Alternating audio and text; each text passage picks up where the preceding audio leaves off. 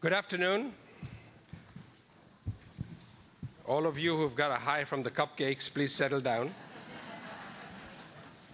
Welcome to the plenary one of the Global Philanthropy Forum conference this afternoon. My name is Iqbal Paroo. I'm the president and CEO of Omidyar Network for a few more days. When Jane called me several months ago and asked if I would consider moderating a panel, she was quick to tell me that the focus of the forum was leveraging markets and entrepreneurship. And I knew that we had come a long way from the last 3 years when I heard that topic. So I was obviously very interested. As I was listening to Judith Rodden's keynote address, and she referred to philanthropy 1.0, 2.0, she has quickly learned the lingo of the Bay Area. And then she talked about 3.0. But when she talked about 3.0, she said we were at an inflection point, forces of globalization. How do we organize ourselves to address the most pressing problems that the world is facing? She referred to 21st century tools, new mechanisms, open architecture. She talked about systemic change. Inherent in that is thinking at the systems level, at a holistic level, multi-layer, multi-partner, across all sectors, not just the social sector. So inherent in all of this, and the topic of leveraging markets, I assume markets, we can begin by agreeing, includes all the sectors. So blending the private and the social sector, and let's not forget the public sector. And how do we leverage across all sectors is something that I'm looking forward to learning from this panel and then with all of you today.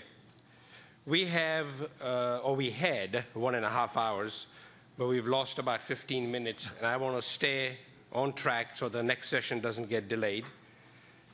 So we are scheduled to end this session at 2:45, which means we have 1 hour and 15 minutes. I've told all the panelists they have between 7 to 10, and I'm going to hold each of them to that time. That allows us, as a group here, to have ample opportunity for exchange, Q&A, learning lessons from all of you in the work that you are doing as it relates to this specific topic about blending the sectors. Let me just take a moment as I turn over to the panelists about Omidyar Network itself, that it is an organization that is mission-based, that was created with the belief that there are abundant possibilities in the world for creating positive change. We saw good things happening in the social sector, and yet there were also things happening in the private sector. We saw both nonprofit and for-profit efforts that were enabling people to tap their own potential to address their own needs. So as an organization, having been founded as a foundation, we transformed into what is now today Omidyar Network, an LLC, that it has been at the forefront of blended approaches for the past several years. And in its short life as an Omidyar Network, we believe that not only do we endorse the blending of all the sectors, but that we also believe that market-based approaches to achieving what traditionally has been achieved through philanthropic approaches is part of 3.0. When Judith mentioned in her presentation Innocentive, the platform that Rockefeller Foundation is today using, it's one of many platforms that actually Omidyar Network has funded. We were one of the early funders of that platform, of Meetup.com, of Prosper.com, of CDD, Collaborative Drug Discovery. Those are examples of the way we view advancing social impact across all sectors. At this point, let me welcome our panelists, 4 distinguished individuals.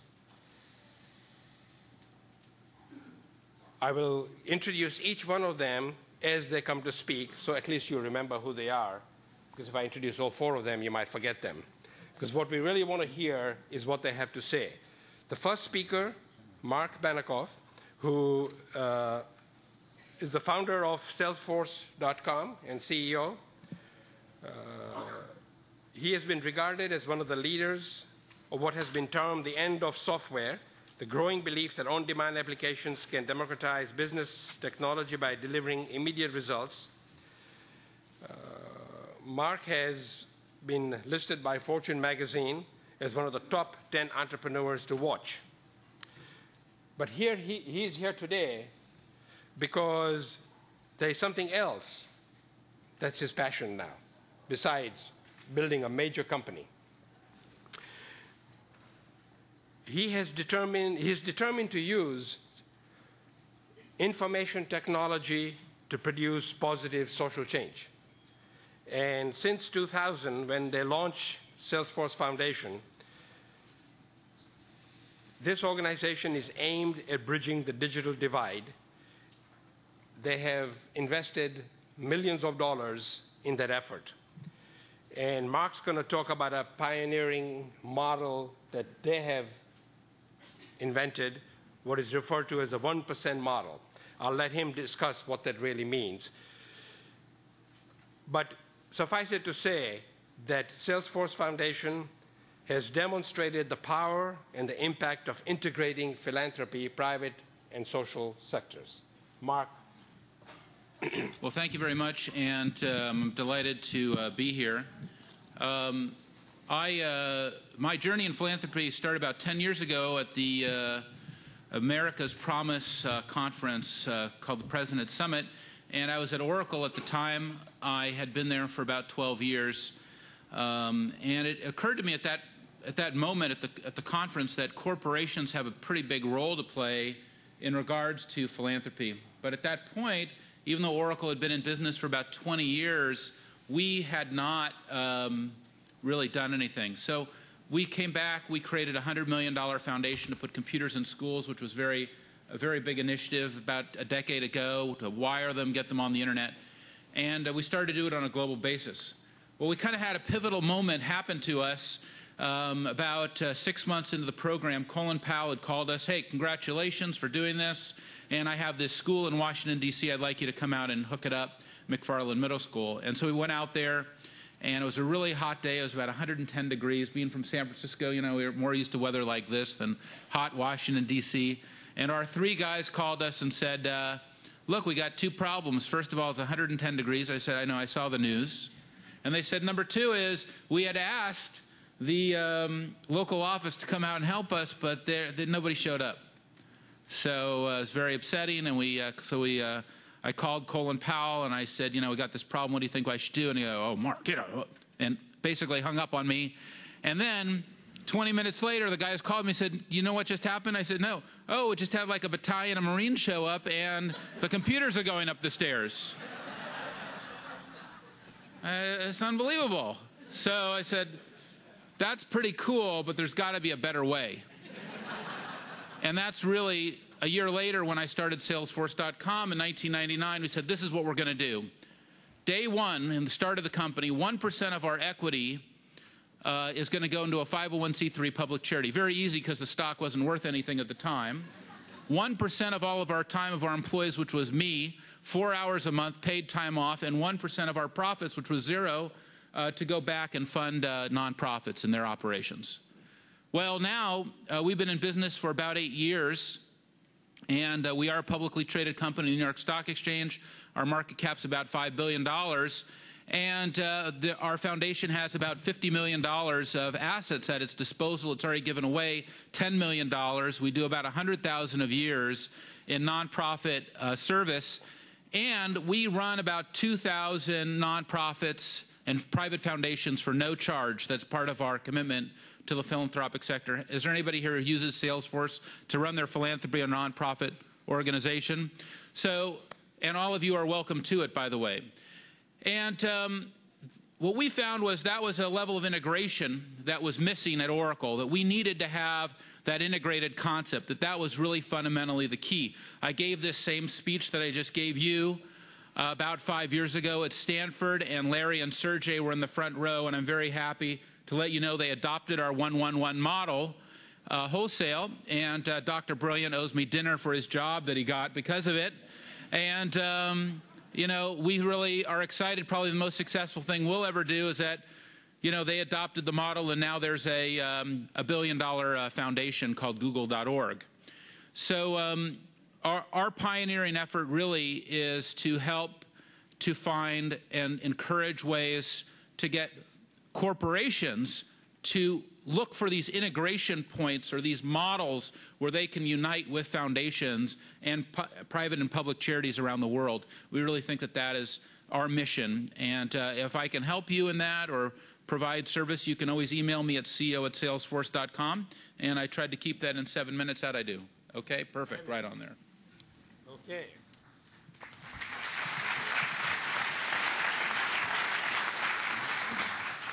Thank you, Mark.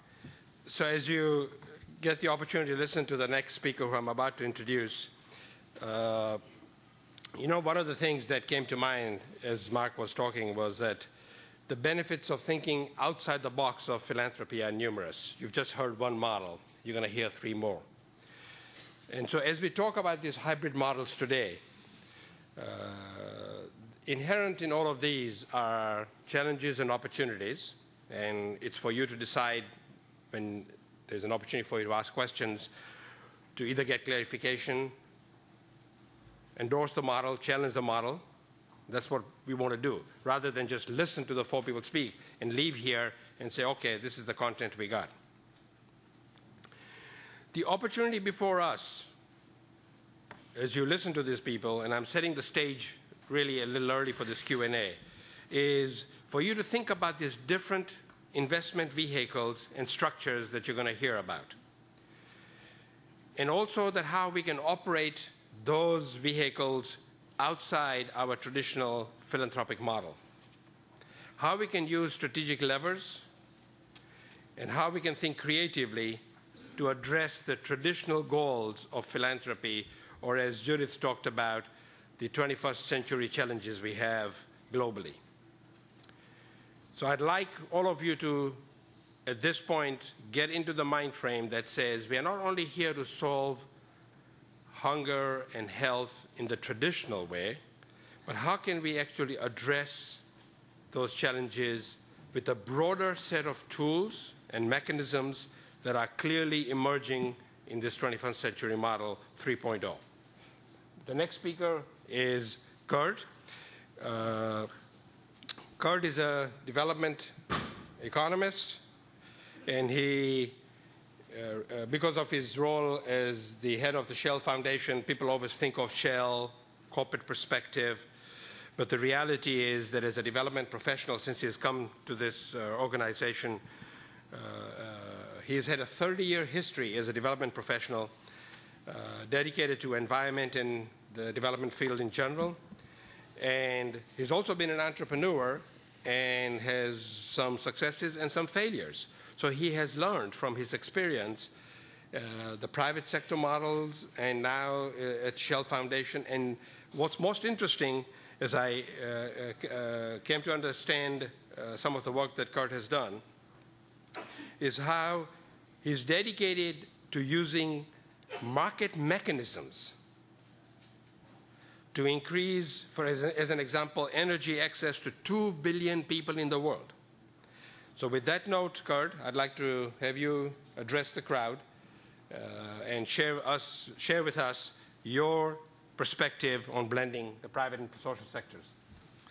Okay, thanks, Iqbal, and good afternoon, everyone. It's a real pleasure and honor to be with my fellow panelists to in a sense, kick off the plenary and address the core theme of the forum, which is as we've heard, blending private and social sector approaches to tackle social problems. I have no doubt that the modest accomplishments so far of the Shell Foundation have been due precisely to that blending of best practices from both sides of that equation. And what I'm going to try to do is illustrate through a few case studies of what we've been doing.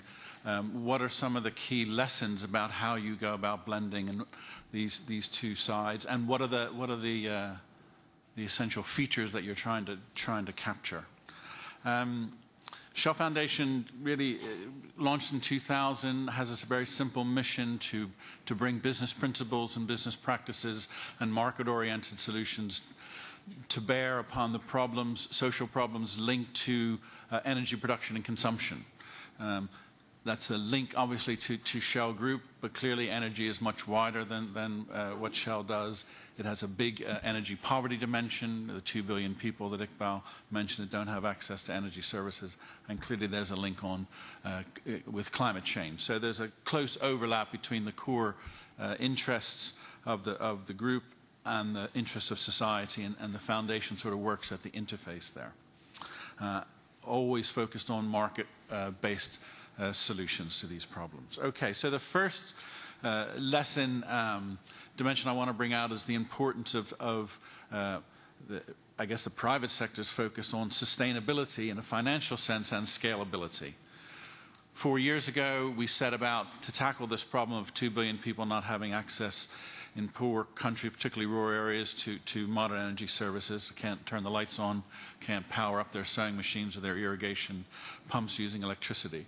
And we believed after the market research we did that it wasn't due to a lack of technology, it wasn't due to a lack of demand or a lack of affordability or willingness to pay, but that there was a lack on the supply side, that there weren't sufficient numbers of small and medium-sized enterprises capable of delivering energy services in a pro-poor way to rural populations.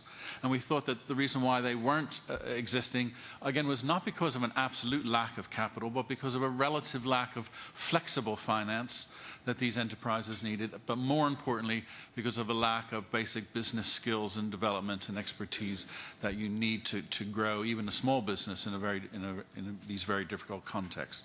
So we started 4 years ago, invested about $8 million in grant and risk capital, along with local banks in Uganda and South Africa, worked also with the Shell businesses who were be able to provide us with some deal flow.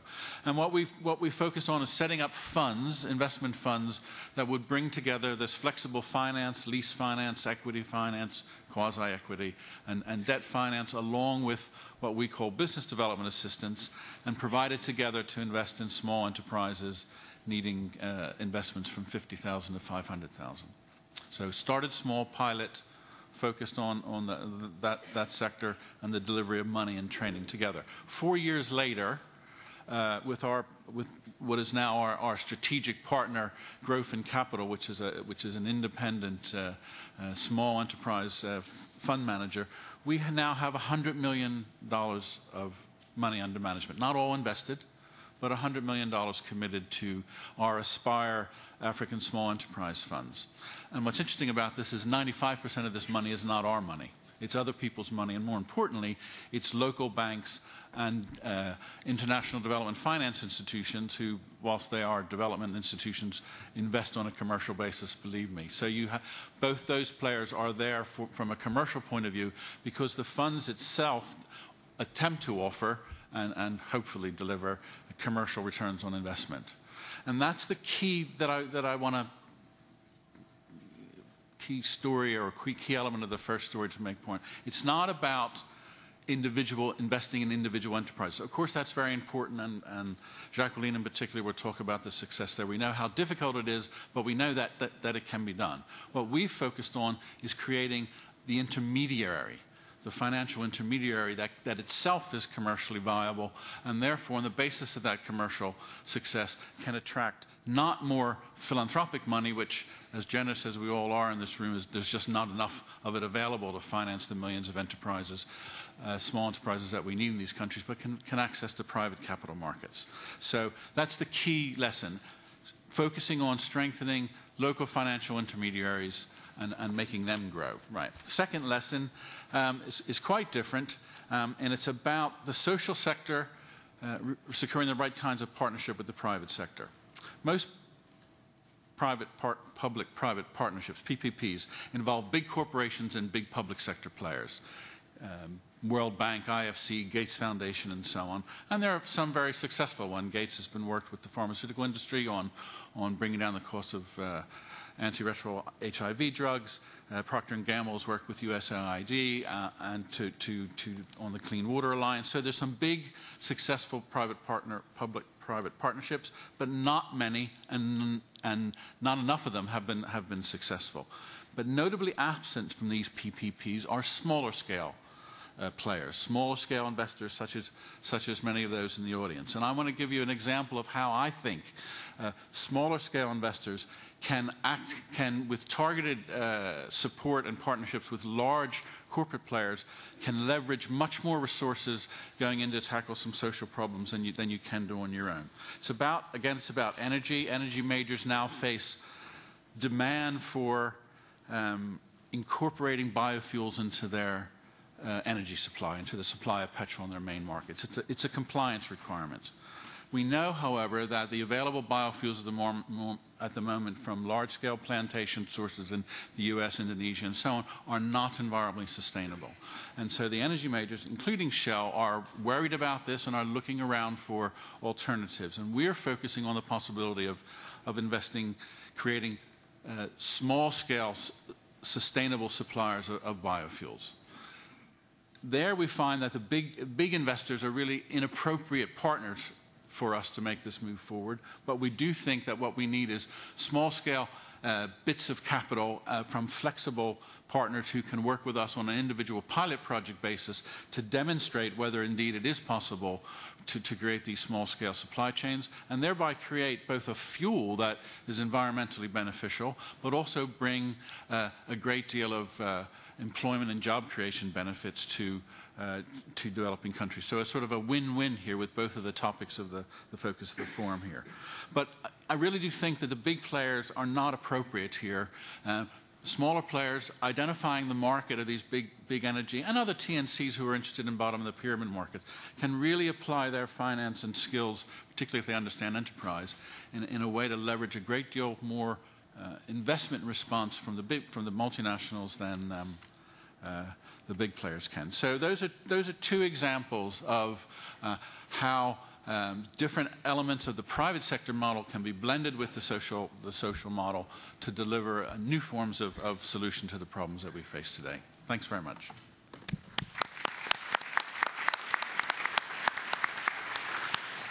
Thank you, Kurt. So we've just heard an example of how a corporation using its purchasing power creates a powerful market for small and medium enterprise, but it's not just enterprise for the sake of creating that market, but it's to build sustainable economies, thereby combating poverty and addressing many other social challenges. The next speaker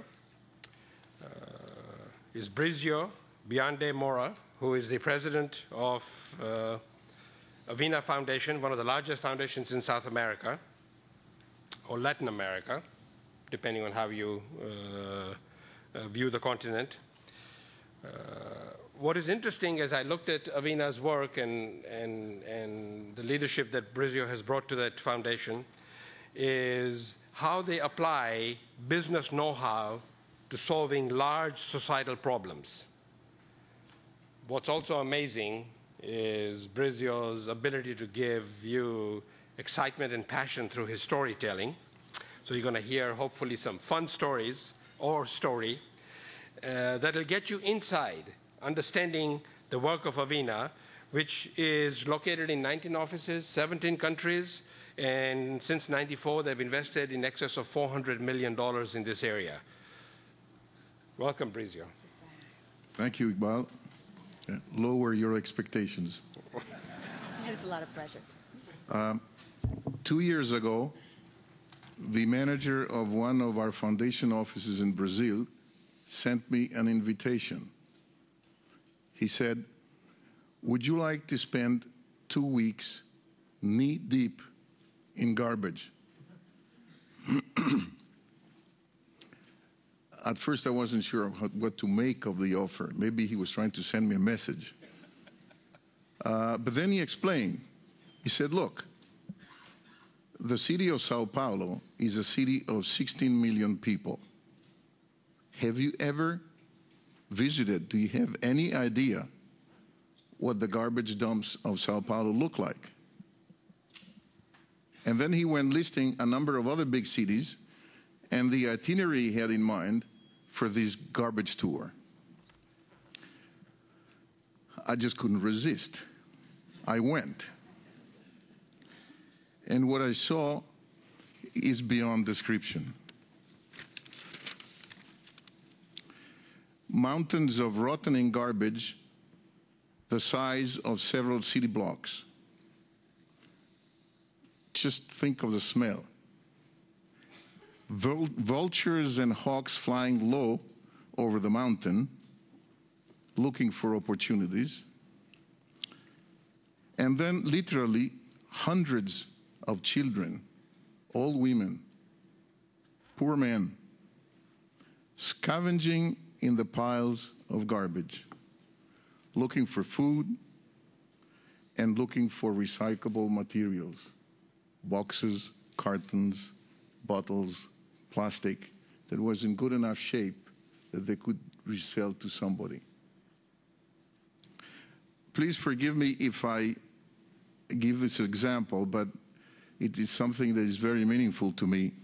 I remember seeing a 10-year-old kid opening with his hands a plastic bag in the pile, and inside that bag there were used disposable diapers and some cooked beans. And so he started eating the beans. There are 30,000 of these people living on top of these mountains of garbage. And when I say living, is not just that they survive by getting involved in that activity. They actually sleep on the garbage. Because if they move away at night, somebody else will replace them, and they will lose the quote-unquote right of their own territory. There are another 500,000 people, of more destitute people, who at night in big cities go around streets looking in the garbage they can find on the roads for opportunities. Well, imagine after 2 weeks of this treatment, one feels totally overwhelmed by the human tragedy. And in a sense, a tremendous feeling of powerlessness. Sure, I thought we can do a little charity here and there, but the scale of the tragedy was really overwhelming. That is part one of the story.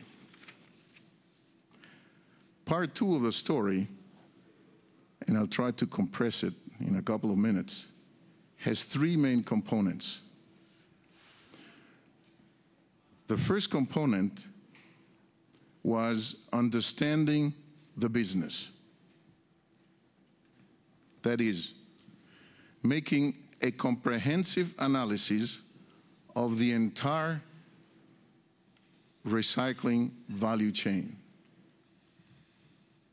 That led to identifying big margins between the garbage pickers and the ultimate end users, which are the recycling companies, paper mills, bottling companies, etc. The second component was identifying what business decisions and social initiatives could address such a hopeless and overwhelming situation. In this case, managing profit margins and building a cooperative movement among garbage pickers proved to be two key leverage points. Let me give you a few examples. Take a small metal strapping machine and take one pallet. And then you start putting all the folded cartons you can find in the garbage, one on top of the other, until it reaches about 2 to 3 feet. And then with this metal strap, you wrap around into a pallet the content. That weighs about 100 pounds. If you deliver that palletized 100 pounds carton, folded carton, to an end user, you get 10 times the price you get by selling to an intermediary. And by the way, I forgot something. You would think that the garbage pickers who collect these things get paid in cash. Most of them get paid in cachaça, which is a hard liquor, which makes them alcohol dependent. And when they are given the bottle, they say, what you gave me today is worth this much of this bottle. To pay me for this much, you have to work another 5 days and give to me only your product. If you don't, your life is on the line. Take another example. Buy detergent, liquid detergent in bulk. Why? Once you have so many plastic bottles and you wash them, you can fill those bottles with liquid detergent, put a local brand, the one you invent, of your own cooperative, and sell it. All of a sudden, from a garbage picker, you become a business entrepreneur. I won't tell you what happens to the price of what you sell. Take a plastic shredder, and you take all those piles of plastic bags and reduce them to powder. You can sell them to resin companies, and they will pay a good price. I'm worried about the time. I'll cut. What's the result of this? Today, and let me say just one more thing. The cooperative, which is another component of these examples, is open-ended, which means we're not trying in the model to make a few privileged garbage pickers that are now members of a cooperative millionaires. No. Once they get a level of salary that they never got before, say X amount of times more than the minimum, then the rest of the money is used to get another cooperative member, and so on. So the result is that today, out of 30,000 people who are living in the garbage, 10,000 are entrepreneurs and no longer live in the garbage. We think that in 5 years, according to this comprehensive plan, there will be none sleeping on the garbage. Of the remaining 500,000 who are on the streets, we think that in 10 years, a substantial part of them will be part of the cooperative movement and will be entrepreneurs. Now, how much all this cost to the companies, to the foundations, and to the NGOs who together set this model in motion? I would say in cash, about $6 million over 3 years. Plus a few donations in kind, like plots of land for putting local storage places, etc. But the entire sector is changing. So my final point is, what was the critical element? The critical element was when business executives stop looking at the garbage pickers as garbage pickers and begin looking at them as business entrepreneurs. And the garbage pickers stopped looking at the business executives as business executives and began to look at them as social entrepreneurs. Together, instead of assigning that particular slot in the value chain to garbage pickers and say, this is your role and this is your chance, they co-invented an entire new system. And that, I think, to us, showed the possibilities of an obvious win-win synergy, business and the social sector.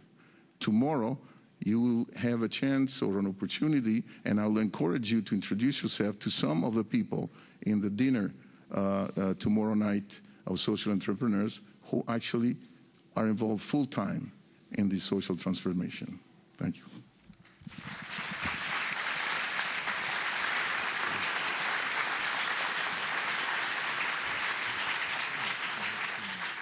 Thank you, Brizio. Thank you. So we've learned just about another model. And by the way, as all of you know, the detailed bios of all these people are in your packages, and they all have websites. So if you want to learn a lot more about their work, please go to their website. Because what you're getting is literally a snippet of the work that they do. And so in this example of what Brizio talked about, combating poverty by transforming children living off garbage into legitimate entrepreneurs, what he didn't also mention, because we talk about the private and the social sector, there was a public sector agenda here in which they had to lobby the government in Brazil to recognize the children's activities as a legitimate business, so that in a holistic approach, they had to make sure that if this was going to remain sustainable, after all this effort, you didn't have the government undermining it. It reminds me, when you were telling me the story about the children, but I've heard our dear and admired Professor Muhammad Yunus, Nobel laureate, tell the story about his journey in microfinance. And then most recently, I also heard him say that after all these years of learning, you never stop learning, another awakening came to him when we talk about moving down market, that he found beggars. And he realized that if they're going to go door to door begging for money, why don't I send them door to door selling goods? So he's now on a mission to convert beggars to entrepreneurs. Our last speaker for today is Jacqueline Novogratz. I've heard Jacqueline speak lots of times. Most recently, she and I had a conversation because I can never find her in New York. She pretends she lives there. I found her in Nairobi on a phone, catching up with her. We have a common passion about challenges in Africa. She's the founder and CEO of the Acumen Fund, a nonprofit global venture fund demonstrating that small amounts of philanthropic capital combined with large doses of business acumen can build thriving enterprises that serve the poor.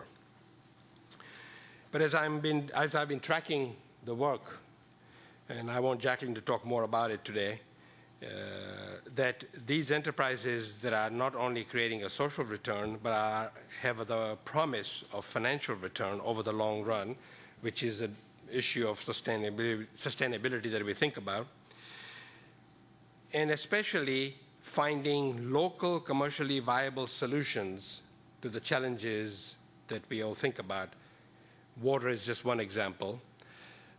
There is a really creative model here in beginning to think about the power of the kind of work that Acumen does that ultimately not only begins to blend, but also be the bridge to the future long-term access to real private capital for huge social problems. Jacqueline. Thank you. It's always hard going last because I get so excited about what everybody else said that I want to talk to each of you, but I think that what's been interesting about what's said is we're looking at corporate models and the raising of revenue for philanthropy, what Kurt talked about with using your supply chain and different ways of entering the market itself to build opportunity for poor people.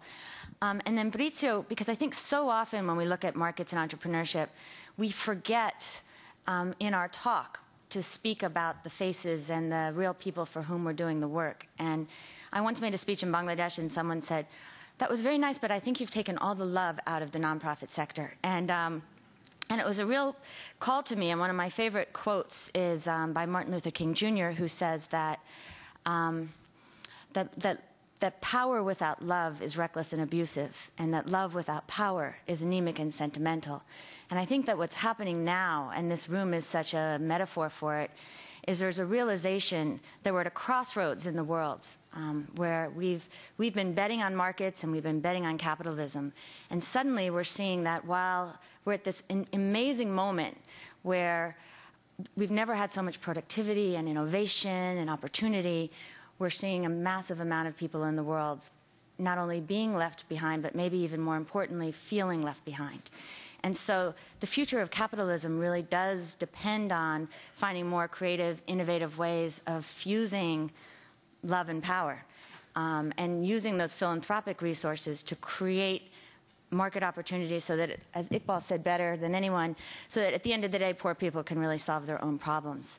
The other thing I want to say, just motivated by today, was listening to Jane and Judith talk about Philanthropy 2.0, 3.0, 4.0, and how it's also a mirror of Acumen Fund's development. And I think what Jane has done with Global Philanthropy Forum, in that we were started at the Rockefeller Foundation 6 years ago. And our partners on the financial side as well as the innovation side were Cisco and 3 Silicon Valley entrepreneurs, including Kate Muther, who's here. And when we had some little party, Catherine Fulton of Monitor said to me, something really different is happening here because we're seeing a traditional foundation link with the Silicon Valley Foundation, link with 3 individuals who all share a common vision. And now I look, fast forward 6 years, and our group of supporters include Google and Skoll and Gates and Salesforce, IDEO, and I'm sure I'm forgetting people, but that are in the room who really are coming together to think about what do we do not to make philanthropy more strategic per se, because I think that's what we were focused on 5 or 6 or 7 years ago, but to really solve big problems of the world. And it's been thrilling with Acumen Fund to start to make a lot of mistakes, but to see the power of the blurring of the sectors and how you really can leverage real change. So I want to give you a few stories after I tell you what Acumen Fund is. What we do is raise philanthropic dollars from foundations, corporations, and individuals, and then we turn around and we only invest equity and loans in both for-profit and non-profit enterprises that we believe, as Kurt said, had the power to be sustainable and scalable, reaching at least 1 million people in a way that is ultimately sustainable, if not profitable. We work in Pakistan, India, Kenya, Tanzania, and South Africa with about $20 million in investments under management, and spend a lot of time focused on measuring the results. And we only work in delivering basic goods and services. So we're not a traditional small and medium enterprise organization. We're really focused on using the markets to demonstrate better ways of delivering water, health, housing, alternative energy to people who make less than $4 a day. So a couple of examples where we're starting to see that what we really learn from all this is not just the jobs that are created, and thus far these enterprises have created more than 16,000 jobs, not just the lives that have been affected on a direct level, but the policy changes that are possible. Because if we don't really think, I think you said this, Iqbal, as well, think about the public sector at the end of the day as well, we're not really going to reach all the people who need it. Water in India is a real case in point. The debate going on in India is whether water is a human right, which is the government stance, and therefore all people deserve access to free water, which no one can really argue with on a theoretical, philosophical level, and the private sector that's saying water should be privatized, it's a scarce commodity, and we have to find a way to deliver it more efficiently. The truth is 700 million people in India have no access to clean water, except for, and Brizio kind of hinted at this, those who get to pay 30 to 40 times what their middle-class counterparts pay because the mafia has come in and filled a vacuum in slum areas. So rather than get involved in that philosophical, theoretical debate, we invested $600,000 in equity in a company called Water Health International about 4 years ago.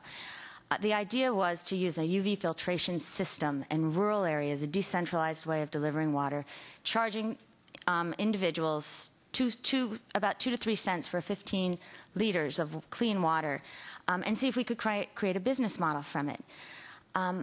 Long story short, today this company just finished a Series C round with $12 million of additional equity invested with Dow, and serves 100,000 customers across India. It's now being seen as a real blueprint for how we can better bring clean water to people who don't have access to it. But I think sometimes when we just talk about market approaches, we assume that the markets themselves can really meet the needs of the poor, when in fact we know they can't. And the whole point of this is, as Judith said, it takes the markets that are helped with talent and knowledge. And so everything we do goes into those categories of what is the combination of capital, talent, and knowledge that's needed to make this change. So in addition to the $600,000 in equity, we sent a fellow to work inside the company and do a redesign of the initial plant that was used to develop the water systems and make it more streamlined and more culturally conducive to people buying. And we worked very hard on the strategic development of it. The company also works with a nonprofit that works in the villages, helping people understand what it means to pay for clean water that they see coming from God, and so why should I pay for it? And most of the villages require some level of subsidy, and you can always tell which ones because there's a face of somebody who's paid the 10 or 20% down payment for them so that they can build their system. The second example is in housing in Pakistan. We've been working in housing on delivering mortgages and on actually building a housing development company. But what we've learned is that what poor people really often want is a housing improvement loan, none of which exist. And this is in a country of 160 million people. A city like Karachi, 13 million people, 7 million are squatters or live in low-income settlements. And so Kosh Foundation is a microfinance lender that we've been working with for 5 years now. When we started working with them, they had 17,000 lenders, and through no assistance, in this case really from Acumen, they now serve 165,000 are on their way to 1 million. These are entities that really can scale. What we did, though, was talk to Roshani Zafar and say, we're seeing this huge market opportunity. Would you be interested in exploring it with us? Gave them a fellow for a year. The fellow did a business study with them, resulted in a business plan, and about 6 months ago made a $900,000 loan to Kosh to start experimenting with what it would take to deliver low-cost housing loans. And you wouldn't want to do this fully on a market basis because there was so much experimentation and innovation that was needed. Not only did we find that most people, even if they thought they had the mortgage, didn't have any documentation, and their idea often of a housing development, housing improvement loan was to build a shed for their animals because there was a much closer direct correlation with income generation.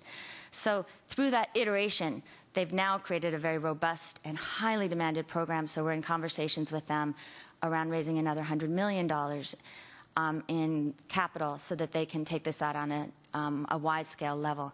In both cases, again, we're looking at the successes of being able to create viable enterprises that serve poor people so they can make their own choices. But increasingly, I'm starting to understand that the real value is then taking those lessons and seeing the patterns and recognizing so that we can be more intuitive to really raise this to policy levels and, as Iqbal said, also move into the mainstream capital markets. So I just want to say, I know I'm running out of time, so I just want to say a few other things, and that is, it is really clear that unlike the microfinance industry, which is now 30 years old and has a proven track record, this new territory of trying to work in highly distorted, highly corrupt, fragmented new markets of using the private sector to deliver basic goods and services to the poor is probably your highest risk and lowest return financial market. And so we really do need both philanthropic capital and, over time, other forms of capital to create the kinds of businesses that will ultimately scale only by going into the capital markets and, in some cases, government. But in addition to that, we really do need to spend philanthropic money and not apologize for it, for the metrics and for the knowledge and for that sharing of knowledge, so that we're better as a world about talking about what goes wrong and why it goes wrong, so we can move faster to making things right. And then probably the biggest piece is the talent piece. And I think, because whether you're talking to guys in the energy sector or people that are trying to bring water to very, very poor people, the one thing that really holds them back from scaling, at least in the startup, is they don't have the talent. They don't have it at the senior management level. They don't have it at the lower management level. And so how do we fix that? One small thing we did was create a fellows program for Acumen Fund. And I only say this really not to toot our own horn, but I think it's something that we should all think about as a world, which is that between that program for 8 fellows and our summer intern program for 5, we received over 1,000 applications from highly skilled 30 to 35-year-old MBAs from 60 countries. And so to Judith's point on Philanthropy 4.0, or the question on Philanthropy 4.0, it really exists already, especially in our young people. There is such a hunger to use their skill set to help not necessarily go into traditional charities, but to help build the kinds of solutions, systems, businesses that really can scale and solve big problems. And so I think it's time for some kind of a global core of young talent that can be better placed and is a Peace Corps version 2.0, because in this case, it shouldn't just benefit the young people who are going out there in a wonderfully idealistic way, but it should take the pragmatism, the skills, the connections of the elites that are around the world and help them understand other countries, but their own countries as well. And so I end there. Well, let me just say one really quick story, which is this ambulance company in India, because I think things do work, that it's really, really hard. But it's a company that comes out of the private sector, where the ethos is service for all. Bombay has 18 million people, 70 working ambulances. And so these private sector guys said, we could do better. If you're poor, you're taken to a hospital, it's free. It's a free hospital, it's free. If you're taken to a wealthy hospital, it's wealthy, you pay more. Again, it's a small example of what's possible. When they tried to register their name because they wouldn't play the corruption game, the only number they could get from the government was 1298, and they were a little baffled by that, but they decided people would catch on. Last week, this company was informed by the government that the new call-in number for all ambulances in Bombay is 1298. So it's such an example that the kind of entrepreneurial talent, if combined with the kind of capital and talent, and I would say humor that we can bring to this, really can make huge change for the world. So thank you.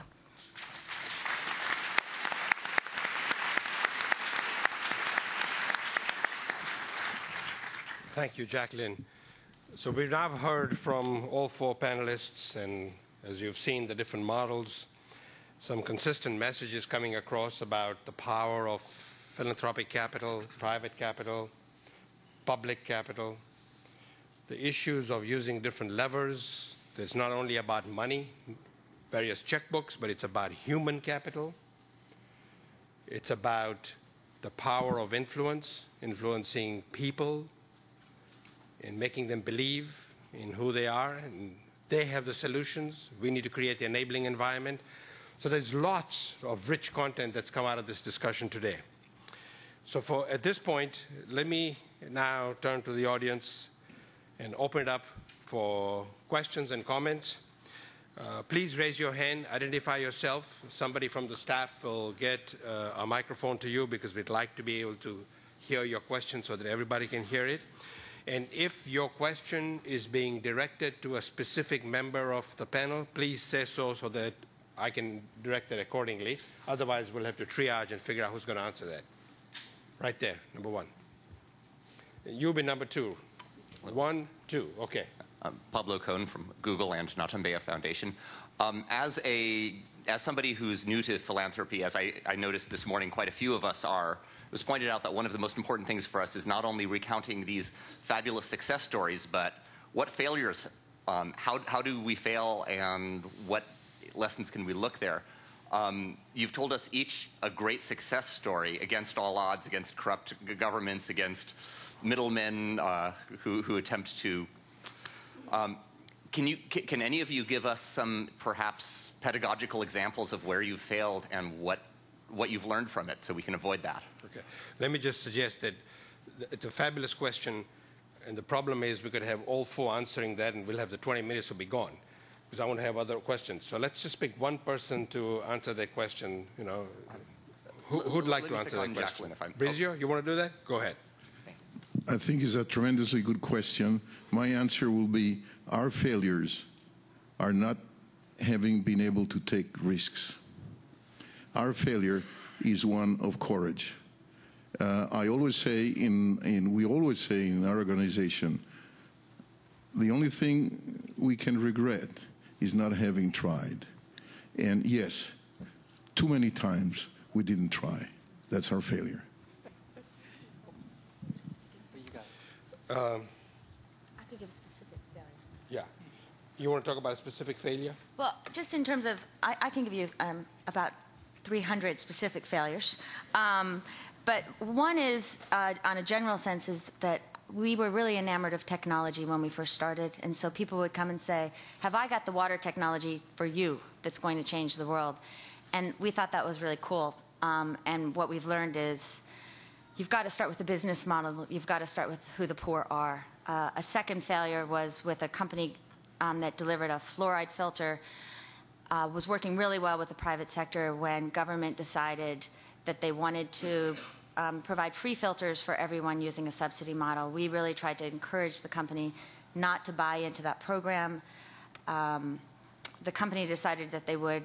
Anyway, our prediction was that the level of quality would go down, there would be no follow-up service, and politicians who would promise the people that the filters would arrive would not fulfill those promises. We cut off the second part of the loan as a result, and everything we predicted, unfortunately, happened. So we've learned a lot about being much tougher at understanding who the entrepreneurs are, and do they have an alignment of values with us. Great. So we're learning about obstacles, potential solutions, lessons learned, issues of market distortion. That's something that Jacqueline just said, because one of the challenges is there is a tendency to go fix a problem by using the wrong type of capital, and you create a distortion in the market. So as you begin to blend, there are some real challenges about how to apply the right capital for the right opportunity. Thank you. Great panel. I'm Jan Piercy from Shorebank Corporation and Shorebank International, and I think my question is for Jacqueline and Marc. Jacqueline, I had a feeling that we may have heard a great idea here that's going to be implemented when you talk about a global core. So I hope that in the corridors and other rest of the days, those who have an interest in talent will talk about it. I think it goes to a larger question, which is the intermediation of talent into this field. And it strikes me that one of the things that's interesting, one interesting application of Salesforce is tracking, more readily tracking connections and building up rich networks. So I wonder if each of you might say a word about where do we take this, because it's still my experience that there are stovepiped thinking between private sector and the application of business skills in the private sector, and the urge sometimes from people who are very experienced in the private sector and then want to move over, or people in the early stages of their career who say, I want to go directly toward having an impact. So can you say a little about what's needed to achieve the intermediation of talent that you talked about? Okay. Marc, you want to make a comment on that, and then... I'll let Jackie go first. Jackie, go first. Okay. Yeah, I think that's a great question. I actually could see the power of a global recruiting firm because it's not, there are lots of different levels, and I think there's a huge opportunity and a huge place for using the internet to match will and desire with need. At the same time, from our experience, we're finding that companies don't often know how to use individuals, and the individuals don't necessarily fit with the company. And so someone's really got to both understand who the organizations are and who the talent is to make the matches in the right way. As Iqbal said, I was in Nairobi over the weekend, and one of our fellows was introduced to a big artemisinin company, and her counterpart at the company, in the most wonderful way, said, when I heard this woman was coming and I saw her resume and she had an MBA and she'd lived all over the world, not only did I hate her, but I decided I wanted to keep her really close to me because I didn't want her to take my job. And I think we have to be really careful about that. And the good news is now she feels like her job is more solid because the fellow's done such a good job helping her. But had that fellow not had a specific set of deliverables for which she was accountable that had been designed in conjunction with the company who knew how to have her introduced, I think it could have been a real failure, and that would be what would worry me. So a firm that could be that skilled at the matching, I think, is needed. Great. Marc? Well, we work with a pretty diverse group of people on a global basis, and one of the social entrepreneurs that we work with, who's here at this conference, we recently met with, and they have a scale issue. You hear that constantly in these discussions, scale. And so we're interested in that because we're looking for models of scale. That's kind of our current quest. And when we met this social entrepreneur, there were 4 things that really occurred to me that we could assist this social entrepreneur with. The first one, of course, the technology. We're a technology company. We're very good, whether it's a talent management, recruiting process, automate your processes, your fundraising, your sales, marketing, distribution, whatever. We're going to help them with that. But then also it was clear as day that we also needed to provide people management expertise to the social entrepreneur, that was part of this kind of connection to the global core, that was a missing piece for this entrepreneur, that we could provide some capability there, as well as processes and understandings of processing, whether it's in this area or other areas, and then finally money. And that it was that full package of those 4 things combined with the best practices that we're able to deliver as a global corporation. But I really want to get back to my first point. The reason that we're able to deliver that full package, which is the people, technology, process, and money, is because the corporation and the foundation, our foundation head, Suzanne DiBianca, is attending the conference. She has 16 employees in our foundation. Those are part of our 501c3 public charity managing our money. That's one group. Then we have the other 2,500 people who are in our company who are, our for-profit employees, but they work together. And because we have that level of integration now, we can work with that social entrepreneur to help them to achieve that scale, hopefully. And I think that's kind of where I see the missing piece has been on the corporation side, that if you fully disintermediate the work of your foundation from the work of your corporation, then you can never address or get to these are basic issues we're talking about, like we heard this individual bring up. Thank you. One of the things about coming to these conferences is that sometimes you hear an idea that just reinforces an idea you had, or there's a new idea.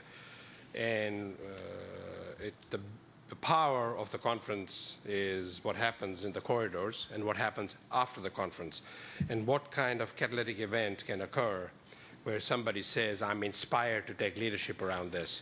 So this whole idea about the global core, any of you here want to volunteer, come see Jackie. We'll figure out how to resource you. It's a great idea. You just need somebody to take the ball and run with it. It's right here. There's lots of good ways to go about it. Marc, ideas that Marc has. And I think that there are lots of people here in the audience who would say, this is something about human capital for the future. Let's figure out a long-term solution to it. So question 3, right there. Great. My name's Mindy Luber. I'm from Ceres, and I'm privileged to be a Skoll social entrepreneur. My question for whoever wants to answer it is the role. That's dangerous, by the way. Go ahead. Is the role of government. We're very much talking about social entrepreneurs and business and foundations, which are absolutely more agile, more quick, more entrepreneurial, more able to move swiftly on clever things. On the other hand, and some of you have mentioned government as part of the mix, on the other hand, the enormity of resources in government, the statutory authority in government clearly, when I say government, it's very different from a corrupt government in one place to a government that may not just be acting quickly enough and is just addled by their size.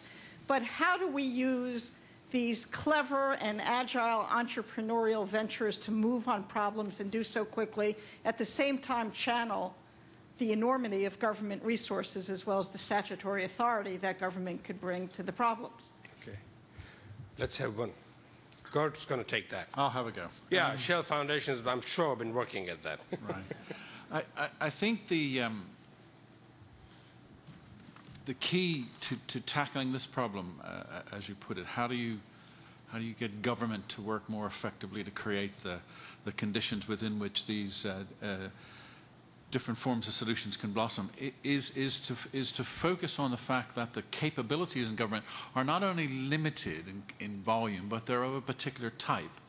And they tend to be people in government, and also multilateral institutions as well. They tend to be people who have come up within either a government bureaucracy or an issue expertise, great knowledge, great expertise in particularly narrow areas, but not knowledge that is sort of based on the experience of how markets operate and businesses operate. And the problem has often been that you have attempts by government and multilateral agencies to introduce reforms to facilitate market development in small enterprises, and they're not quite right, because there's a difference between the sort of conceptual picture that you get from reading books and the reality on the ground. So I think one of the way you harness the blossoming of the various different types of entrepreneur and social entrepreneur basis is to use their eyes, to look out through the eyes of the entrepreneur and the social entrepreneur, to identify, in a sense, the most immediate set of problems in the operating environment that's afflicting that entrepreneur. Because, you know, if you talk to any entrepreneur, social or private, they know what the problems are. They know what problems they face, what problems they can handle, and what things they need help on. And so if you work through them, identify through their eyes what those issues are, you get a much more precise identification of the problems that need to be tackled. And then, of course, then you want to bring in and tap into the enormous amount of private sector skills and, you know, basic stuff as Marc mentioned, risk assessment, market assessment, human resource development, all of those things that are available also in the private sector to bring those together. The key, though, we find, is that you can only go so far relying on talking to a manager to release a bright young individual from his staff for some time by appealing to their aspirations to do good. If you can find a way to bring it closer to their own interests, i.e. how do you use access to those young people to improve the operating context within which business operates, then you get a much greater response. And we, for example, and I'll throw in a commercial I didn't have a chance before. We, for example, have a partnership with UNESCO and the World Wildlife and IUCN, who are managing national heritage sites around the world, particularly in Africa, and where we've brought Shell experts who are used to managing large volume of property estates and natural resources and so on, to build up the project management and business management skills of these natural heritage sites in those sectors where Shell is operating, because it's of similar interest. And you get a great response. You get close, bring those interests closer together, and you unlock a lot more than if you just stop at appealing to the social interests. Thank you, Gert. We've got about 10 minutes, 3 questions in the queue, so that's probably all we're going to be able to take. Hi, my name is Ed Mercaldo with the GEM Foundation. I'd like to ask a question, I think, directed at Brizio and maybe Jackie. What kind of focus are you putting and what kind of success are you achieving in raising funds from the wealthiest sector of the countries that you're operated in, because I think this has a lot of implications for the political support and for clearing government red tape away and so forth. So maybe Brizio, if you could start, and then Jackie. Thank you. Thank you. This is also a very good question. Iqbal mentioned in our case, because I can talk only about our case with some first experience, Iqbal mentioned that in the last 13 years, our foundation has invested about $400 million in these projects. Well, we got about 1 point something in counterpart funds, so about 600 million, so that makes it a total of 1 billion. But say we got a little more than what we put in matching funds. So this is fundraising, fundamentally. So it looks like it's not too bad. At another level, you take the case of Brazil, and here the statistics, I hope I'm remember correctly, you have an association of foundations representing key companies in Brazil. About, I think, 50 or 60 of the largest are members. It's called GIFE. And if I'm not mistaken, they put together about $300 million a year. So that's substantial money. Is this, quote unquote, enough, or is this good enough? I would say the culture of giving in the case of Latin countries, and I'm a Latin myself, so I'm allowed to criticize because I'm criticizing myself in the process, it does not exist to the extent it exists, say, in the United States. If we could achieve a culture of giving that is half the one that we experience in the United States, there will be huge differences. So we're way, way behind on that. That would be my experience. Jackie, you want to talk specifically? Yeah, core to our mission is just that, in terms of building this partnership model and raising funds around the world, and specifically in the countries in which we operate. We're just getting started. Pakistan, where we work, actually has a very rich culture of giving through Islamic zakat. 2% of all income is given to charity. As in the United States, most of it goes to religion. And what's been interesting, so it's slow, but we now have 8 partners who have contributed at least $50,000 to the local Acumen Fund affiliate, and it's starting to grow, which is really thrilling, this notion of John Gardner's notion of small steps.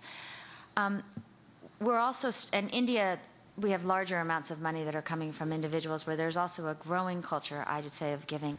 Slower in Africa, but certainly there's a lot of wealth to be tapped.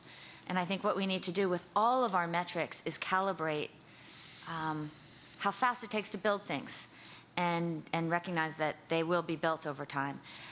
We're also starting to, in some ways going the opposite way of Brizio, investigate institutional giving. And one thing I said, when I was talking about corrupt government, I think it sends a message in some part that all of government is corrupt. Just like with any institutions, I think it's much more, the people who get in your way are the low-level, sometimes 30-year-old registrars that can be corrupt, and that there actually is huge opportunity to tap into government monies as part of it, local government monies. But we're just starting. Thank you.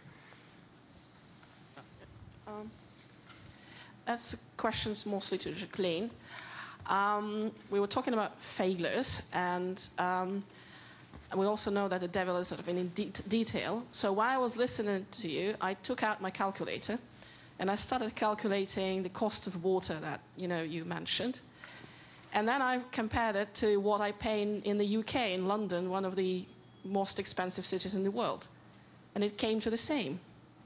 So the question is, what's the percentage of household income is this water cost in these poor families? But the bigger question is, how could you sustain access and a long-term sustainability of this project in one project? Access and sustainability in poor countries. How could you manage to do that, not in 1 year and not in a long term, supported or subsidized by foundation grants? And one small comment on Brazil. I'm flying to Brazil on Friday, and we're working there with the wealthy families to get them into philanthropy. And, maybe it's a wild Russian effect, which I am, but, I found that there is a culture of philanthropy there. And it's not worse than in Russia, where we started 10 years ago, and in 10 years we created $2 billion flow.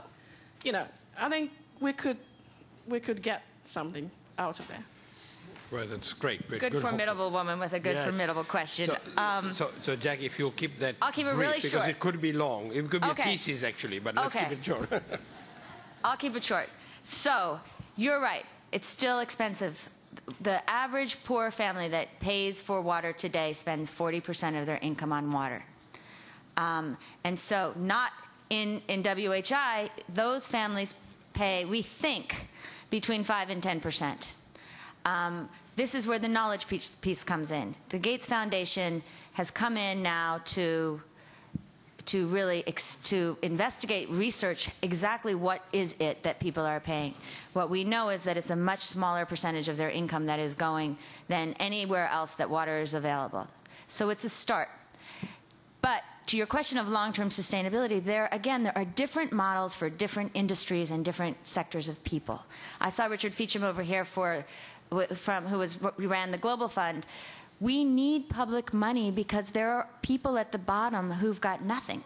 And so we need to find a way to deliver water, to deliver preventive health to some people in the population at a price point of 0, but not to all people in the population if it's going to be sustainable. And so part of these kinds of interventions really are about using the information that is pulled in through the market, and I would assert wildly, even though I'm Austrian, not Russian, that it comes from a faster turnaround of information that then can lead us to better understanding of where can the markets work and where do we need subsidy, so that in the long term we can create the kind of future where we all have the dignity of being able to make choice and accessing those things that we need to do more than survive, but to have a sense of purpose in our lives.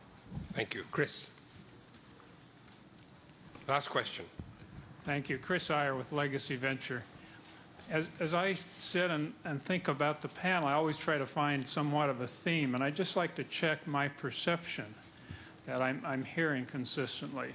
And it seems to me to be a change in a perception from where we used to be in terms of thinking about the people in the third world we're trying to help, kind of a first world, third world, almost condescending attitude, to instead beginning, which I applaud so well, to think of them as fellow human beings with great dignity, but also with wonderful wisdom, with understanding of the situation that they live in, far greater oftentimes than ours, and to simply to be able to come in and remove some of the barriers and let that great human spirit and the great wisdom then help themselves, which seems to be a significant shift from where I think some aid organizations were, where it was much more of a we helping you as opposed to working in partnership. I'd just like to check that perception, if you see that changing in the past several years. Thanks. Well, Chris, you've in fact done in some ways a nice summation, because if I check with this panel, it'd be hard for them to say anything otherwise.